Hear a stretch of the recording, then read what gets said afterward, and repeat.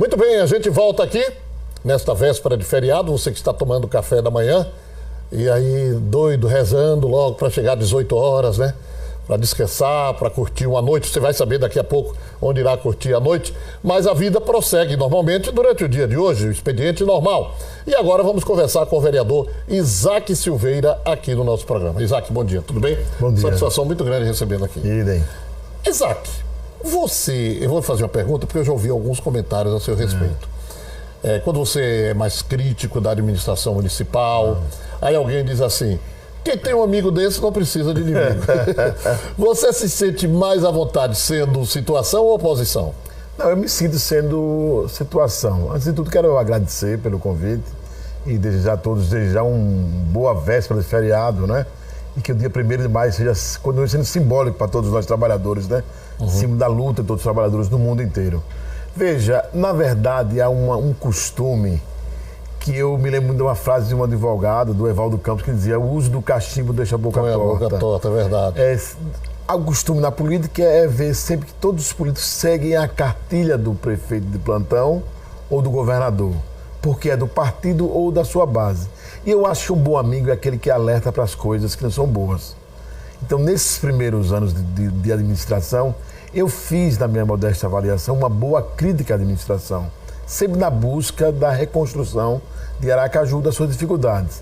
Creio que agora, passados já esses 2 anos, já se percebe que a administração toma um rumo mais firme, claro, com os recursos que vieram, né, do governo federal. Então, a gente fez, na nossa avaliação, críticas propositivas, e não crítica à pessoa do prefeito Edivaldo Nogueira, ao lado pessoal, mas sempre voltada para ajustar, porque o secretariado, você sabe muito bem, ele precisa de ser também orientado pelo parlamento, ser instigado pelo parlamento a produzir efeitos que a população fique em cima de nós. Nós somos, Batalha, a ponta de lança da política.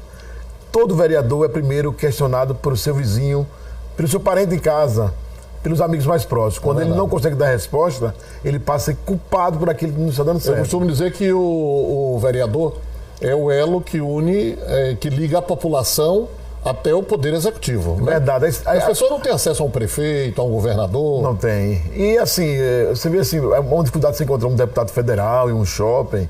E o vereador, ele é aquele que, de fato, a expressão diz vereador, aquele que abre veredas.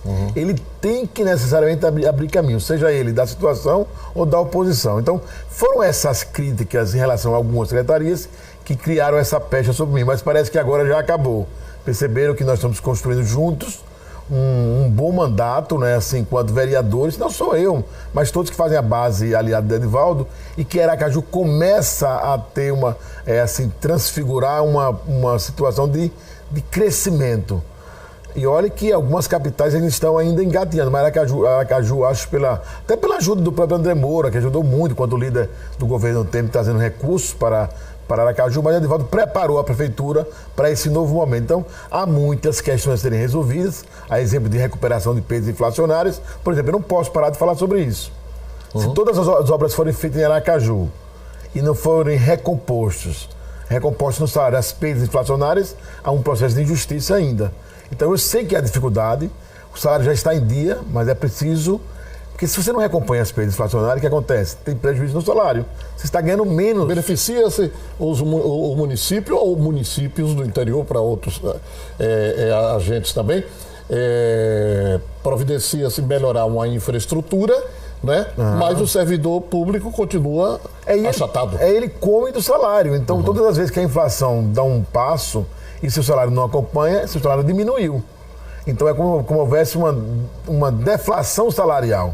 Então, a gente vem lutando muito por isso. Os pisos dos professores estão nessa batalha, sabendo que o primeiro passo foi equacionar as dívidas, não é? E agora ingressar no progresso em todo sentido. Eu tenho certeza que a população e que todos os partidos percebem o seguinte: apostar no quanto pior, melhor não dá certo. É verdade. Eu não votei em Bolsonaro, por exemplo, mas eu não quero que ele dê errado. Nosso país precisa melhorar.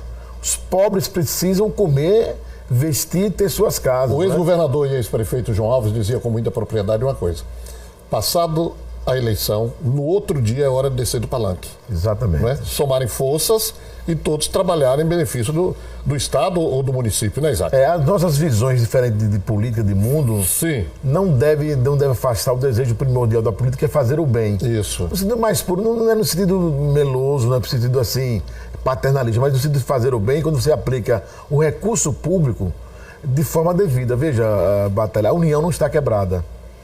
Houve ao longo dos anos uma concentração muito de recursos na União. Hoje o grande mão que gera a economia hoje é a União. Então os superávites da União são razoáveis. Quando você desce para o estado de Sergipe, a situação é claudicante, é terrível. Salários ainda em parcelamento. E há que se considerar que Belivaldo Chagas é um homem de bem, uma pessoa correta. É verdade. Mas ainda engatinha na tentativa de equacionar pagamento de salário, quiçá a recuperação de perdas inflacionárias. Muito bem, eu vou chamar um rápido intervalo. Mas antes eu digo aqui o seguinte, o que eu não entendo, Isaac, é o seguinte, como é que Sergipe fica situado entre dois polos que estão aí explodindo com ações, com obras, como é o caso da Bahia e de Alagoas, e nós ficamos nessa situação. Em 2 minutos nós voltamos a falar. A gente continua aqui com a entrevista com o vereador por Aracaju, Isaac Silveira. Isaac, então eu falava isso, que não se entende isso, como é que Salvador está aqui explodindo, como é que Maceió está explodindo, e a gente aqui travado, né? Olha, a minha visão não aprofundada é o seguinte, Batalha. Quem fez o dever de casa em tempo hábil conseguiu colher frutos ao longo dos anos, né, nesses próximos anos. A economia, ela arrefeceu em todo o país. Né? Isso foi um fato.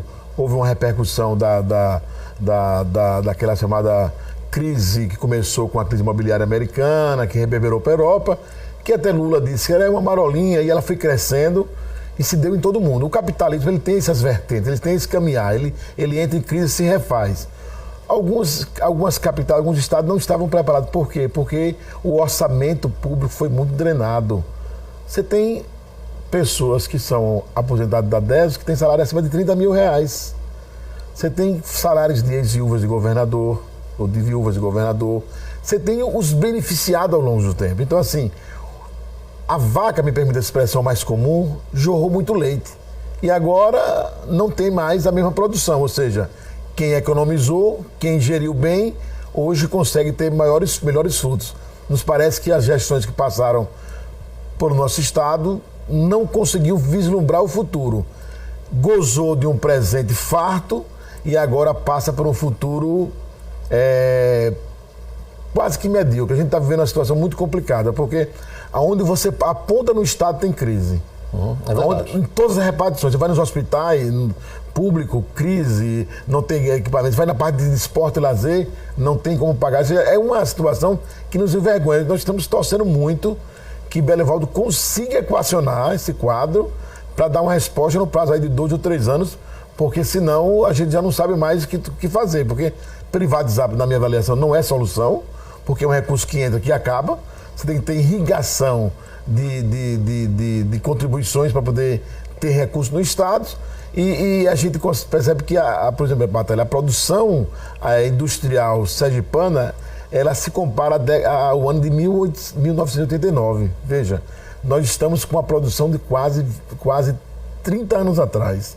A gente está extremamente caindo numa situação em que a indústria começa a dar sinais profundos de retração, e aí isso reflete na economia. Porque imaginemos uma coisa: Sergipe tem condições de disputar na parte agrícola com algum estado do Brasil, com exceção talvez de Maceió. Não, é um estado pequeno.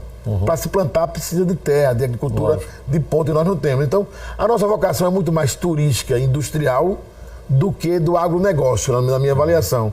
Hoje o agronegócio cresce mais do que a parte das indústrias, industrial. Portanto, a queda na produção industrial gera queda de recursos. Isaac, antes de concluirmos a entrevista, como é que você está trabalhando ações, projetos, nesse seu já 3º ano de mandato? O tempo passa rápido, né? Pois é, a gente tem investido muito, insistido que há áreas da nossa capital que estão abandonadas ainda. Por exemplo, eu não conheço um projeto contundente de despoluição dos nossos rios, canais e afluentes.